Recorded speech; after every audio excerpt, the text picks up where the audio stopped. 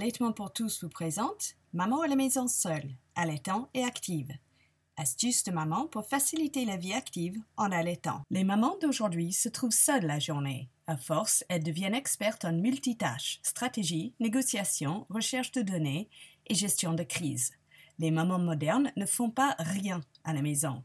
Comment font-elles? Nous, les humains, sommes des êtres sociaux. Il n'est pas biologiquement normal de se trouver isolé toute la journée, seul avec un bébé. L'isolement est une des premières raisons données pour un sevrage précoce. Dans les réunions de mamans, on peut apprendre à allaiter, porter nos bébés main libre, allaiter en portant main libre, comment dormir plus avec un bébé allaité, comment continuer d'allaiter après la reprise d'une activité professionnelle et comment surmonter les difficultés de maternage et parentalité. En dehors de ces réunions, les mamans d'aujourd'hui se trouvent seules la plus grande partie de la journée, au moins dans la semaine. La présidente d'une association de parentalité m'a dit un jour « C'est bien beau le concept de porter les bébés, de les allaiter, mais franchement, ce n'est pas possible dans la réalité. » Un peu surprise, je lui ai demandé quel type de porte-bébé elle avait utilisé pour arriver à une telle conclusion. « Aucun, m'a-t-elle répondu. Alors j'ai compris que les jeunes mamans de notre société actuelle ne sont pas nées dans une culture où le contact corps à corps avec les bébés et l'allaitement sont la norme. Bien que les désirs d'allaiter et de porter leur bébé soient là, elles n'ont pas l'exemple de la vie quotidienne en allaitant et portant son bébé et ne voient pas comment l'allaitement et portage facilitent le maternage. Voici donc comment une maman moderne facilite sa vie en allaitant et portant son bébé, tout en s'occupant des tâches quotidiennes et en menant sa vie active. Après avoir répondu à des emails et fait un peu de recherche sur Internet tout en allaitant, ce matin d'hiver, la maman de bébé Elliot ne perd pas beaucoup de temps dans la cuisine. Les grandes sont à l'école. Elle en profite donc pour cuisiner les féculents, ce qu'elle ne fait que 2 ou 3 fois par semaine. Elle les met au frais pour les réchauffer rapidement le soir. Elle ajoute un légume ou un fruit et un peu de protéines pour les enfants le soir, quand les nerfs sont les plus fragiles. Pendant qu'elle prépare les plats, elle écoute TED Talks sur la tablette afin de travailler son anglais et être à jour des plus récentes découvertes et recherches qui l'intéressent. Pendant qu'elle cuisine, elle assure un développement neurologique optimal pour son bébé Elliot qui, lui, tète et dort selon ses besoins. Sa recette? Selon les besoins et le nombre de convives, un volume de riz complet bio pour 2 volumes d'eau. Amener à l'ébullition, laissez cuire 5 minutes, puis baissez le feu à 2, couvre et laissez cuire le temps indiqué sur le paquet. Une minuterie qui éteint le feu à la fin de cuisson permet à maman de s'occuper d'autres choses tranquillement. À défaut de cette merveilleuse technologie moderne, un téléphone signalera la fin des cuissons. Le riz prend plus de temps à cuire que les pommes de terre. Une fois le riz lancé, donc, la maman d'Elliot commence à préparer les pommes de terre. Elliot s'est endormi. La maman d'Elliot l'a mis en position berceau pour cette sieste matinale. Une fois les pommes de terre lancées, elle en profite pour prendre sa douche.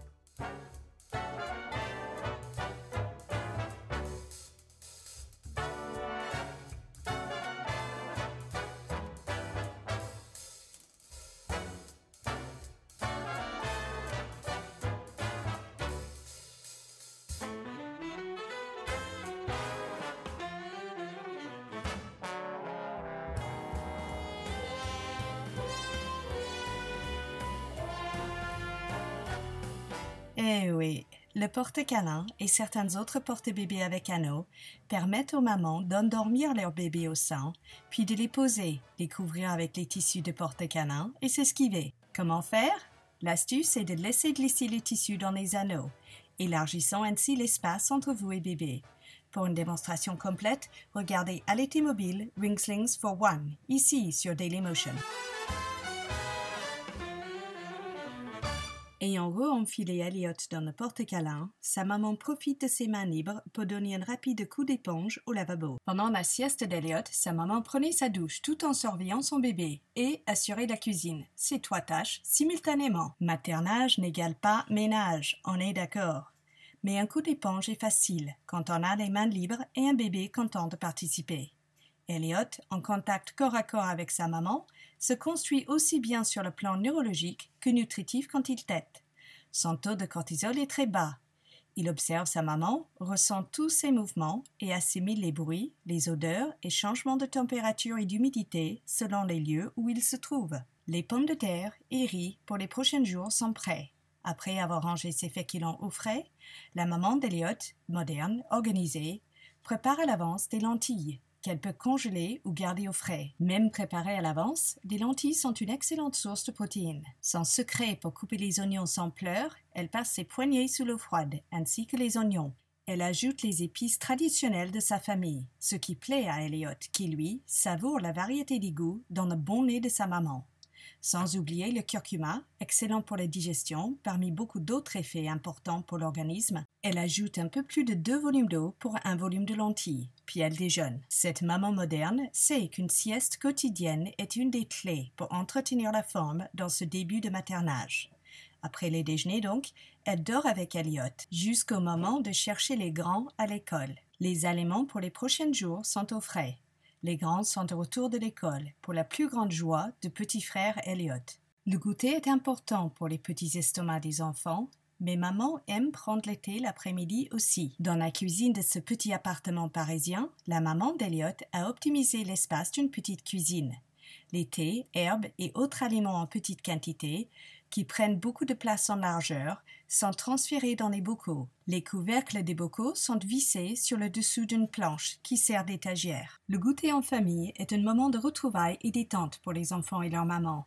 Les enfants vident leur sac avant de faire face aux devoirs et les autres tâches. Le goûter terminé, il est temps que maman rassemble son équipe pour l'aider à faire les courses. Cette maman moderne a compris l'intérêt de transporter les objets inanimés sur les roues et son bébé sur son corps. Tandis que certains confondent objets inanimés et bébés, prenant des publicités pour la vérité, croyant qu'il est pratique de porter quelques dizaines de kilos dans des sacs à dos, tout en immobilisant des 2 mains afin de pouvoir pousser un bébé dans des engins lourds et encombrants, d'autres, plus pragmatiques, portent leur bébé jusqu'il soit en âge de pédaler sur les tricycles ou des trottinettes, se passant complètement des poussettes. Un bébé porté n'est jamais un passager passif. Un bébé porté est un futur citoyen qui aura commencé sa vie en communiquant ses besoins à sa mère. Communication et participation active font partie du quotidien des bébés allaités et portés. Passager passif est un concept qu'un bébé porté ne connaît pas. Non seulement les bébés portés établissent des connexions synaptiques à chaque moment où ils sont portés en corps à corps et se nourrissent selon leurs besoins biologiques, mais de plus, maman fait travailler ses cuisses et fessiers en portant son bébé à hauteur des tétés. Sans parler du développement de l'hippocampe en allaitant et la dextérité cerveau gauche-cerveau droite que ces activités simultanées nécessitent. Cette maman a fait le choix de porter et d'allaiter en porte-câlin à la maison et en mandouka quand elle sort. Elliot, quant à lui, s'occupe de sa principale responsabilité, grandir et se développer. Ce qui se passe de façon optimale puisqu'il est contre le corps de sa mère la majorité du temps, assurant ainsi un taux de cortisol faible presque en permanence. Maman de 3 enfants, la mère d'Elliot a beaucoup d'expérience. Elle a développé des techniques pour solliciter la coopération de ses enfants. En plus des réunions de famille, avec un agenda fait par les enfants et les parents, elle a une astuce pour responsabiliser les grands enfants. L'aîné est parfaitement capable de mener à bien les missions, de trouver et ramener les produits sur la liste des courses. Cet exercice a pour but d'apprendre la responsabilité aux enfants. L'aîné sera accompagné du frère de milieu qui, lui, apprécie la confiance que sa mère investit en lui. C'est parti!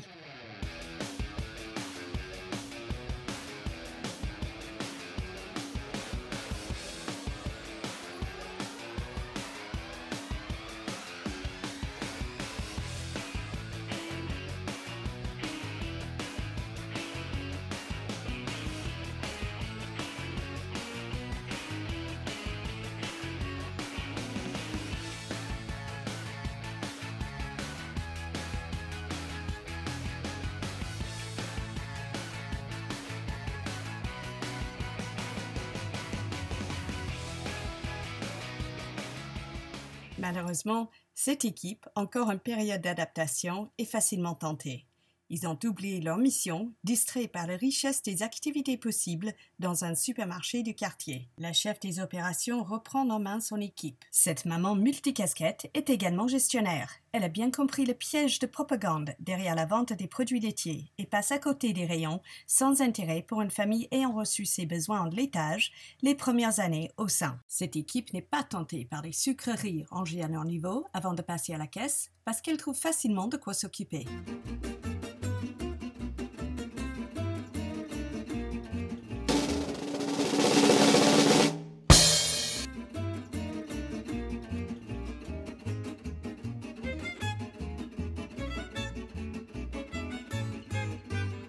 Les enfants ont besoin d'accompagnement les premières années de la vie, même pour les plus simples et banales des tâches, et même si ces tâches se répètent à chaque fois qu'on rentre ou qu'on se lève. Quand cette maman de 3 enfants s'est trouvée seule dans la semaine, face au pouvoir de concentration limité de ses jeunes enfants, elle a sollicité l'automotivation de son enfant qui apprend à lire. Elle avait dessiné les symboles, indiquant les étapes à suivre, puis avec l'âge, les mots. Quand sa mémoire flanche, cet enfant est fier de pouvoir lire les étapes à suivre en rentrant, telles que suspendre la veste, ranger ses chaussures et laver ses mains. Le matin, il peut également vérifier la liste des étapes à suivre avant de partir pour l'école. Ce qui suit est une démonstration de la préparation d'une recette puissante, ancienne, efficace pour combattre la fatigue maternelle. L'arme principale contre la fatigue est une concentration de fruits, un demi-concombre, de l'huile riche en oméga 3 et des graines de lin, ce qui nous apporte, parmi d'autres choses, des éléments importants pour la paroi intestinale, la peau, les cheveux, les ongles et les dents. Cette bombe anti-fatigue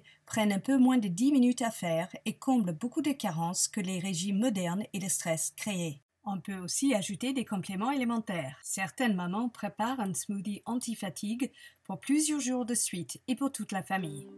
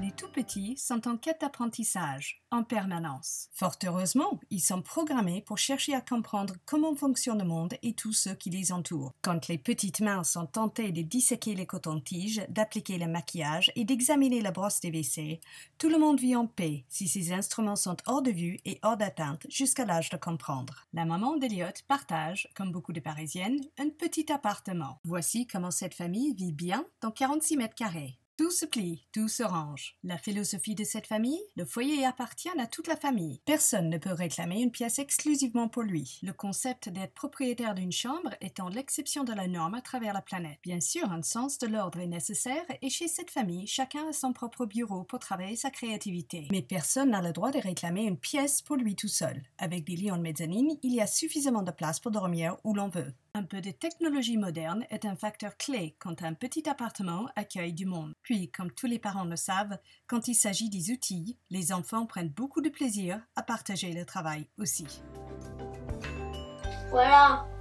Si vous avez filmé une astuce pour la vie de maman active en allaitant, vous êtes invité à envoyer vos vidéos de moins de 5 minutes à allaitementpourtous@gmail.com. Si votre vidéo est sélectionnée, il pourra être publié sur cette chaîne.